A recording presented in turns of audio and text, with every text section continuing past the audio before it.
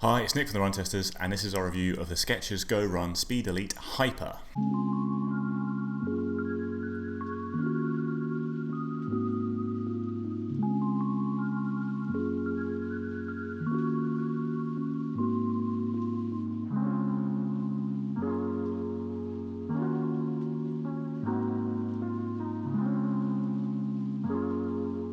So the Speed Elite, I'm going to call it the Speed Elite, there are too many words in the name. It's a shoe that's been around for a while, but it's been fairly hard to get hold of in the UK. It's becoming a bit more available now, so we were pretty pleased to get hold of it and do a review. It cost £160 in the UK, $190 in the US, although like a lot of Skechers shoes is often available for less than that. It's got a 4mm drop from heel to toe and a pretty low stack. It comes in, it's listed as 23 mils, and actually it's on the World Athletics approved list for the track, for races over 800 meters long. It's quite a key feature of the shoe, I think.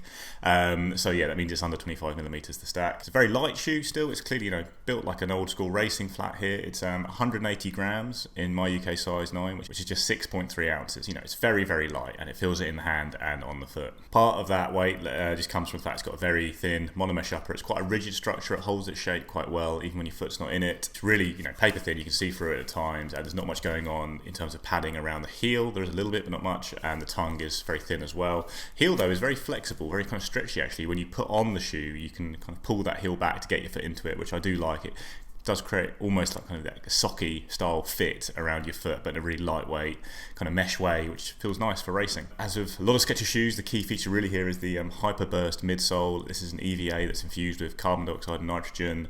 It means it's very light, it's got a bit of pop to it, and in this shoe they've kind of slipped in this carbon infused polymer plate. It's only in the forefoot. It only extends from kind of where you see those kind of black lines there, and you're getting a little kind of winglet style thing, provides lateral stability as well as kind of that pop.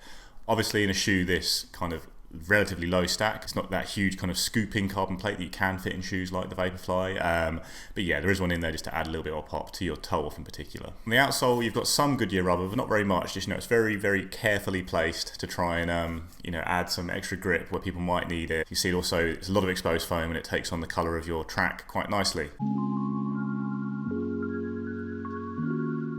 So for me, the fit was okay, but it's actually like a few Skechers shoes. Now trying them out, they are quite torpedo-y. They're quite long and thin, so I did have a little bit, probably more room at the front of my toe box than I really needed, but it was still quite a comfortable, secure fit around the midfoot. So I wasn't really sure if I'd recommend sizing down in the shoe just because of that. It is a bit narrow, but it is quite roomy at the front there. Not in a bad way. I enjoyed it in my true to size, but yeah, those are little things to be aware of. So I've done just shy of 50k in the Speed Elite, and all of that has been speed stuff really, aside from the occasional warm-up or cool-down, and nearly all of it's been on the track. And I've also done a 3,000 metre track race, which was my first one of those ever, and it was, fun to do it in the shoe. So I think it's a pretty cool shoe. I do like it quite a lot. It is very similar to racing flats for me of your kind of race flats we all used to use, but it has got a little bit extra in terms of fact it's got this kind of poppier, more impressive foam, and that carbon plate does add a little bit to your toe off.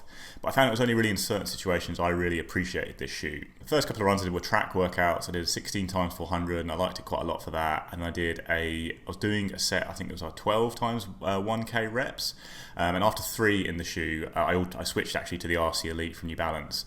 Again, there wasn't really a problem with the shoe. I was holding the pace okay. It's just it's a big week of marathon training, and something like the RC Elite has so much more cushioning, so much more protection, and these reps weren't flat out. So it was a case of just going through the reps, doing them at kind of 10k, a half marathon pace, just really getting some good volume, high speed volume in the legs. And this isn't really a shoe for that, is what I kind of found during my training with it. Because the next session I did was a 20 times 60 seconds on, 60 seconds off. Now in those 60 seconds I was just kind of basically going all out. I was running kind of under 3 minute per K pace, and I was up on my toes, really kind of going for it, and the shoe felt so good. Like I was on the road, but it was really light. The pickup's incredible. I was landing, like I say, a bit more midfoot, forefoot, getting that kind of more from the plate, I think.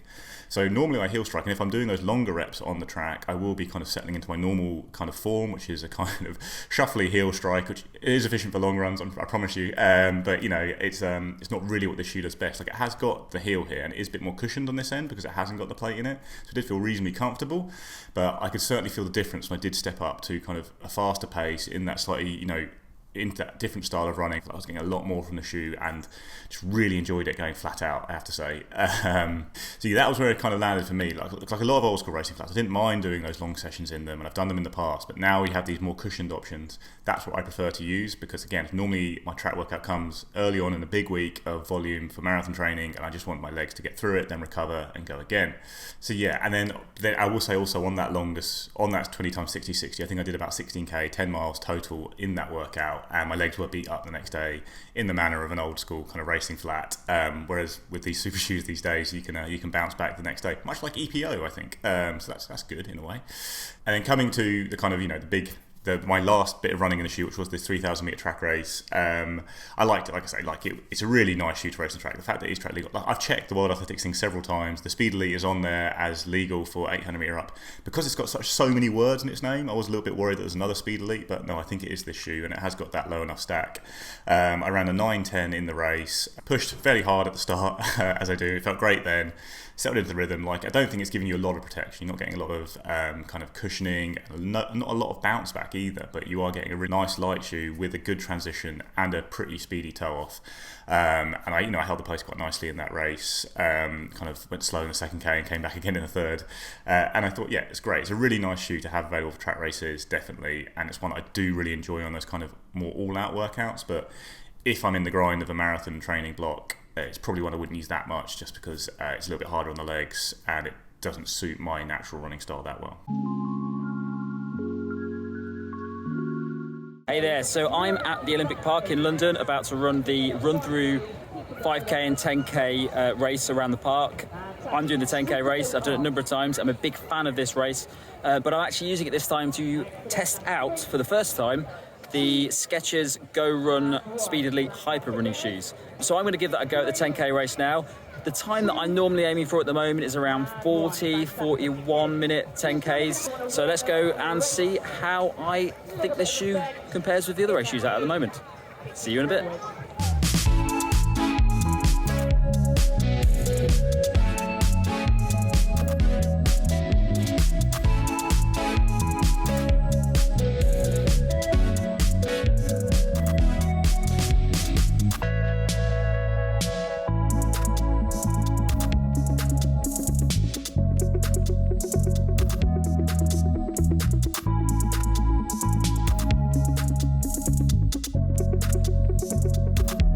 Okay, so that is the run through Olympic Park 10k done.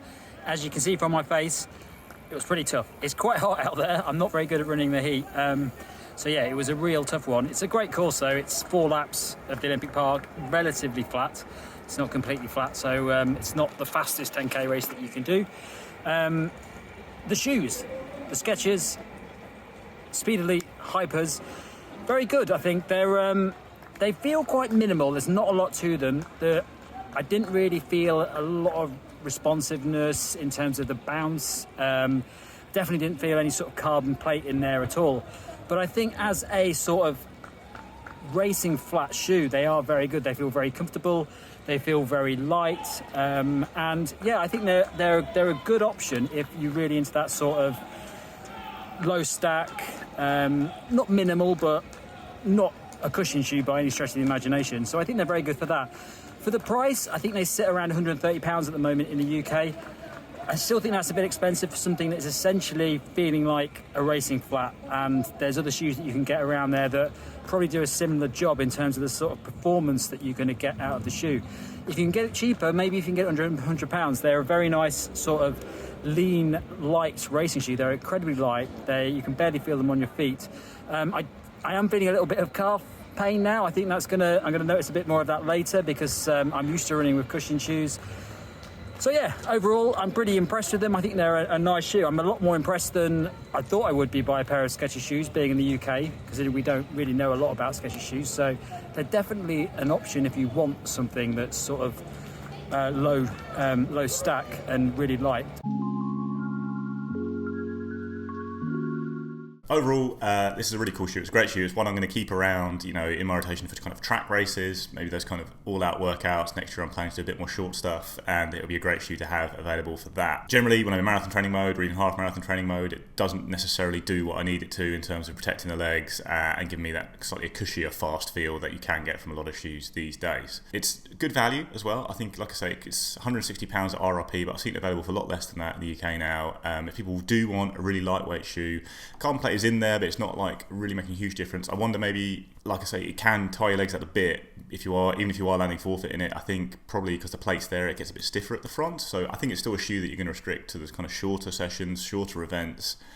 But it's a lovely shoe to use for those. Like, it'd be punchy to take it out for a marathon. I'm sure there's plenty of runners out there who'd like to do that. But you know, it probably will be a bit more cushioned than racing flats. You know, if you were using something like the Saucony Type A or the Brooks Original Hyperion, but this is another option that has a bit more cushioning and that kind of extra propulsion from the forefoot plate. I'd say, but even if you're on the road, even over 5k, and you're allowed to use things like, you know, the Vaporfly and all those shoes, I think you do get a bit more from them at the end of those races. That, you know, it's very close over 5k, but having that little bit extra protection, I usually find does allow me to finish a bit stronger than I would do in an all-out fast shoe like this that has that firmer feel. I think the problem it has these days is, like, it's not even actually those big carbon shoes that really rival it so well. Like, for a similar price, you can get something like the Saucony Endorphin Speed, the Hoka Rocket X. Hoka Rocket X does have a carbon plate, actually, and they're both fantastic shoes. They're great kind of all-rounder trainer races, I think. The Rocket X is a lot more comfortable than you think it's going to be. I've used it for quite a lot of training. Endorphin Speed, everyone knows, is a fantastic shoe, really versatile, and they're probably, you know, almost as quick as this over, you know, kind of 5k and up. And they're perfectly good for track reps as well. You know, they don't have the all-out blazing speed of this very lightweight shoe when you are running a, you know, a 200 meter rep or a 400 meter rep. But even then, a lot of people will be in spikes anyway. So it's a case of those shoes just offer a bit more versatility while still being very fast. And certainly, if you're someone geared towards longer races, they're probably going to be more useful to you, I'd say. It actually reminds me quite a bit of the Salomon Phantasm, the kind of red racing flat that was released last year that didn't have a plate but is track legal as well and is very comfy, I found, actually. I did quite a lot of long training in that shoe. I think that's a bit comfier than the Skechers. This is probably a bit lighter, a bit faster. And the Asics Meta Race from last year, I think this is a better shoe than that. That also has a forefoot plate, but the cushioning in this is much better. This Hyperburst is, I think, more poppy, more responsive, and also this is a fair bit cheaper, I think.